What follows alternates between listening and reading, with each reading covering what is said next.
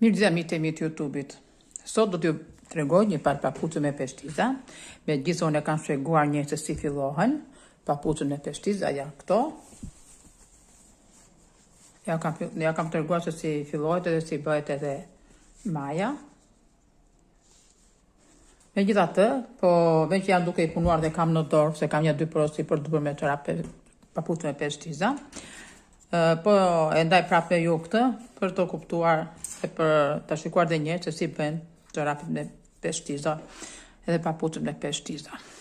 Atëherë, kemi bërë fillimin, gjithë se kush nga ju di ta bëj se si fillohet papuçja, si fillohen syçkat, dhe kam bërë një video se si bëhen syçkat. Atëherë, për një numër mesatar, unë e kam filluar me 7 syçka. 2, 4, 2, me 6, më falë, e kam bërë me 6 syçka, është për një papuçe normale. Atëherë, do punojmë 6 rjeshta drejt.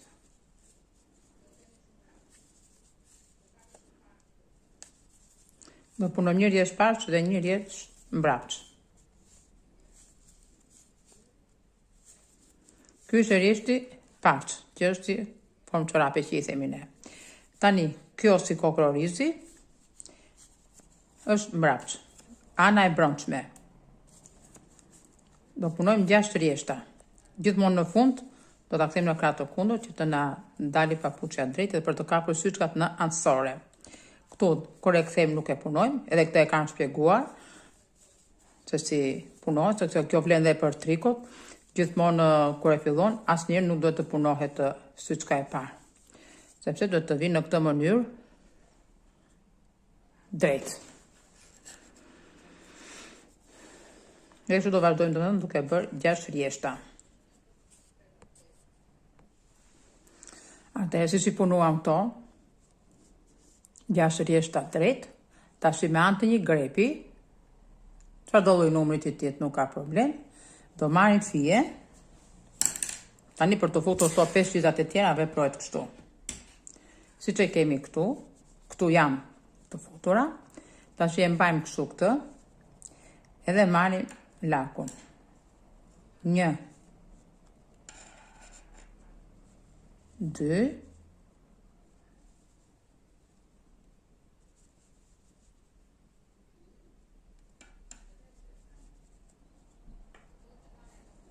6. I futëm 6 këtu, e heqim tani dhe i mbajmë kështu me dorë, edhe futim një në shtiz. Me kujdes të mos na iki.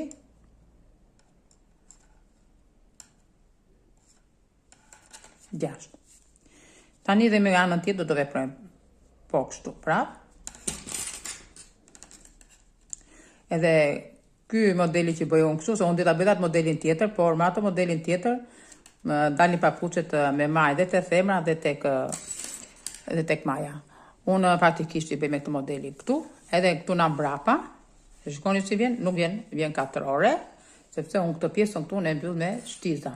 Nuk i mbyll asnjëherë me tiqet me gjilpër. Tash i vazhdoj me krahun tjetër.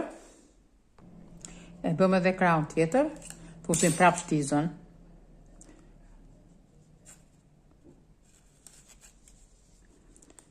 Tani kemi edhe një shtiz tjetër, edhe këtë e fusim prap në këtë mënyrë, me anë të grepit.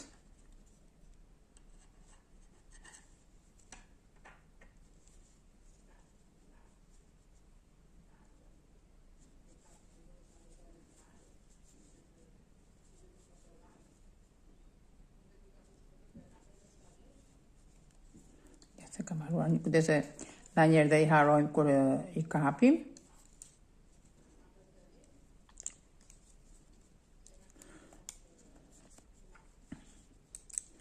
Atëherë. Ja. Këto mund të zini varet mbas këmbës që keni, numri që keni. Unë zakonisht kjo numri mesatar e nis me 6. Ose varet edhe nga fija, se sa e trashësh fija. Ja dhe të tjetërën e mbaruam. Fusim dhe shtizën tjetër. Dhe tani do të tregoj shtesën që bëhet te kjo çorape. Për shembull, te ky modeli që bëj unë, shtesat bëhen në të 4 shtizat. Ndërsa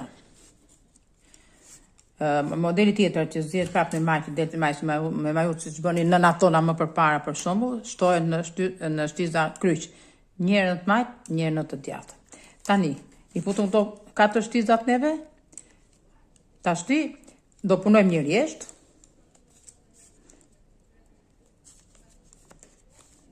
rjesht. Tani kjo punimi me 5 shtiza është pak e vështirë, nuk është e lehtë të punosh me 5 shtiza. Punuam një, ja edhe një tjetër. Punoj gjithmonë kështu.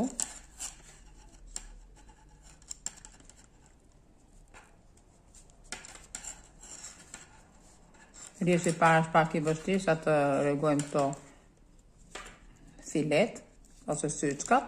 Unë jetë në file, si nga anë e më mastime nga Gjorkasa, se i thonë file. Atëherë ja dhe kjo shtiza tjetër.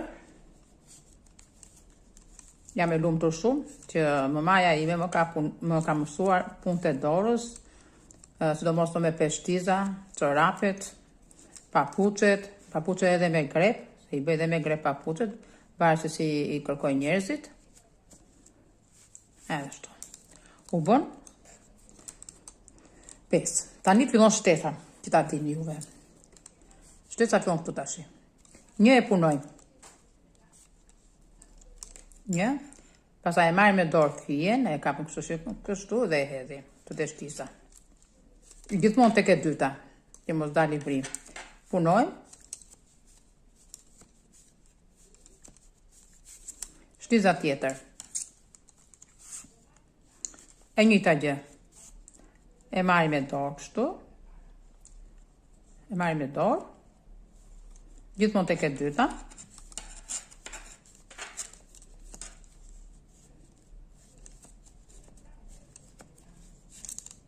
Ja dhe një. Shikoni me kujdes. Punohet e dyta, e para, dhe tek e dyta shtohet me gisht në këtë mënyrë. Pastaj, një rjesht shtohet, një rjesht punohet, ta keni parasysh. Nuk mund të shtoni në çdo rjesht, se pastaj del shumë e gjerë papuçja. Një rjesht po, një rjesht jo. Është si puna asaj kur punon trikon. Një rjesht e ha, një rjesht e punon. Ja dhe të kjo tjetër. E bëm këtë. E kapim fijen, kështu. Edhe e bëm këtu. Edhe tani, kjo ishte me 6 syçka, u bë me 7.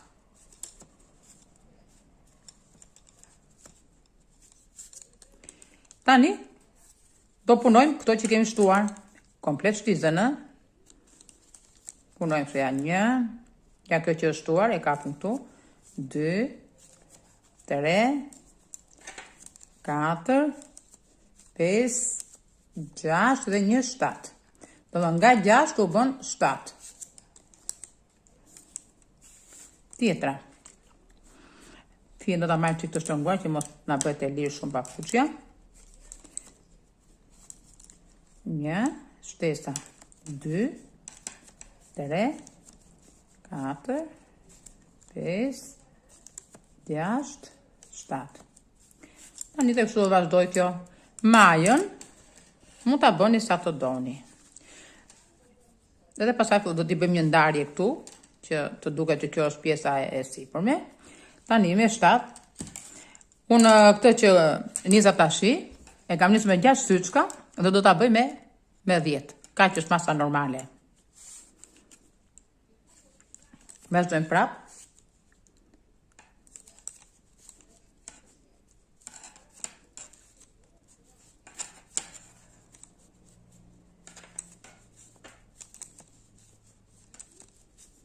Ja dhe kjo. Keni kujdes që mos të harroni shtesën. Se aty është kryesorja te shtesa.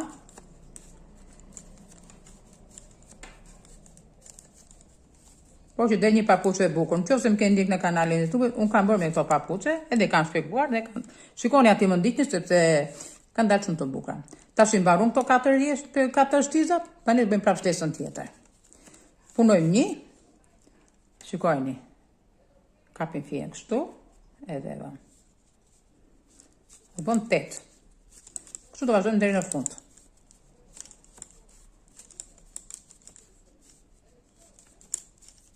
Se nga njeri duan t'i din njerëzit se si bëjmë, por edhe përtojnë t'i hapin video t'i shikojnë. Sepse kam pas ta kërkesa, si bëjmë, unë u kam thënë që kam bërë papuçe me peshtiza dhe e keni shpjegimin aty. Megjithatë, me që po bëj papuçe prap, tash po ja shpjegoj edhe një herë.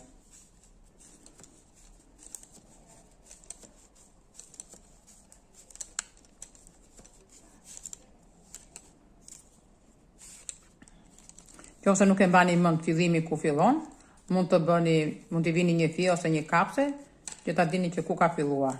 Sepse aty ku fillon, të shtypet të marrë në mënyrë, e ta mbaroj këtë dhe t'ja tregoj se si.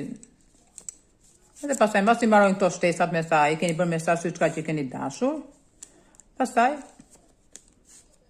e shikoni me sa e doni me 10, me 12, me 12 ose me 14, është papuçe që bëhet për burra.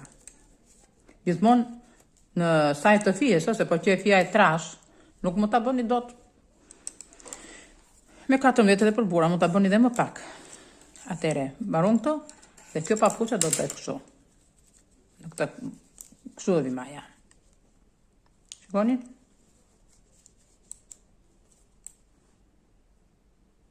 Kjo është maja e papuçes. Unë do vazhdoj akoma. Do keni kujdes. Do vënë në këtë pozicionin kështu, shikojni? Në këtë pozicion. Se ka raste për shkak që e bëjnë në pozicion të kundërt. E bëjnë kështu. E palosin në këtë mënyrë. E palosin drejt, dalë se s'po më del dhe mua. E palosin kështu.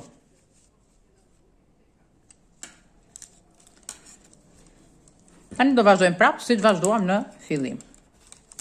Kështu do vazhdoj video. Tani shtuam.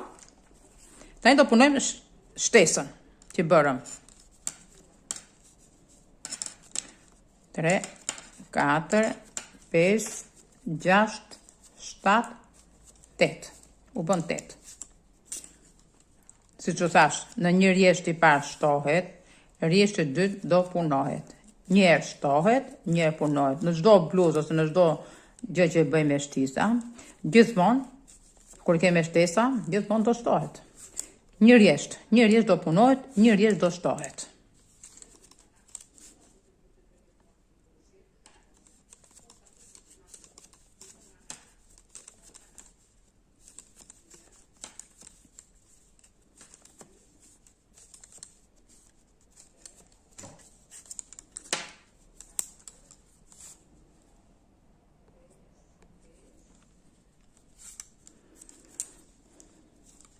Ja dhe njerë shtesa, si që shikoni.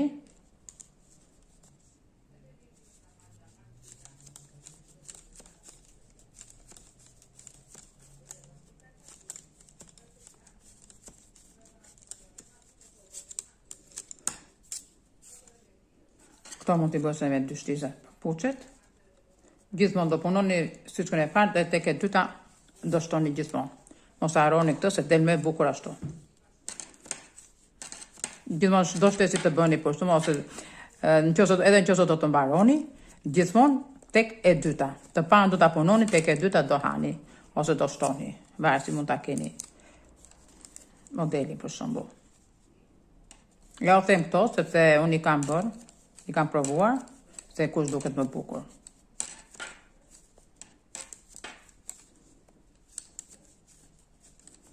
Unë dhe kam shtizat druri, numër 4. I kam të mjaftueshme për këtë fije që po punoj. Kjo është fija që punoj unë, janë fije gjysmë kilçe. I blej këtu në Itali. Edhe janë fije shumë të mira për të punuar çorape, papuçe, kuverta për fëmijë, triko, kapuç. Unë i kam bërë dhe një pitim si kjo fija, e kam me fije boqell. Kapuçe dhe jakë. Se këto zakonisht përdorin më shumë përdorin jakat.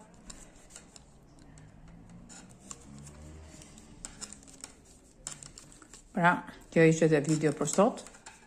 Mirë dëgjofshin në video të tjera. Në qoftë se keni një sugjerim, se çfarë modelesh doni ose si bëhet modeli, mund të më thoni. Megjithatë, radhës tjetër, do keni një kapuç me shtizat, se unë shumicën e kam bërë me gret, por me që kam pas kërkesa se si bëhen kapuçët me shtiza, radhës tjetër, në qoftë se dojnë të më ndiqni në kanalin e YouTube-it Luiza Dori, dhe aty do shikoni se si bëhet një kapuç me shtiza drejt ose me gërshet. Megjithatë, unë do ta bëj me gërshet në motiv.